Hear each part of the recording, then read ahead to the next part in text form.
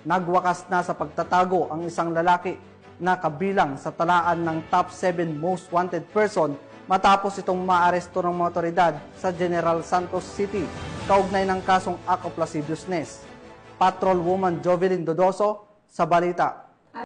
Ang top 7 most wanted person city level sa kasong acts of lasciviousness ng General Santos City PNP sa Purok 7, Barangay Batumilong, General Santos City. Kinilala ang suspect na si alias Tonyo, 19 anyos, walang asawa at residente sa nasabing lugar. Naging matagumpay ang operasyon dahil sa pinagsanib na puwersa ng Police Station 8 General Santos City, katuwang ang iba't ibang personahe ng Police Regional Office 12. Bandang 1:30 ng hapon, naaresto ang suspect sa bisa ng warrant of arrest sa kasong acts of lasciviousness sa ilalim ng Republic Act 7610 na may inirekomendang piyansa na may halagang 180,000 pesos. Patuloy ang Police Regional Office 12 PNP sa mas pinaigting na kampanya kontra kriminalidad.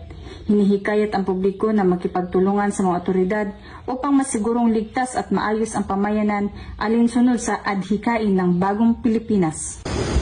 Mula dito sa General Santos City, ako ang inyong Police News Network Correspondent, Patrolwoman Jovelyn Dodoso, alagad ng batas, taga-taguyod ng Balitang Pulis.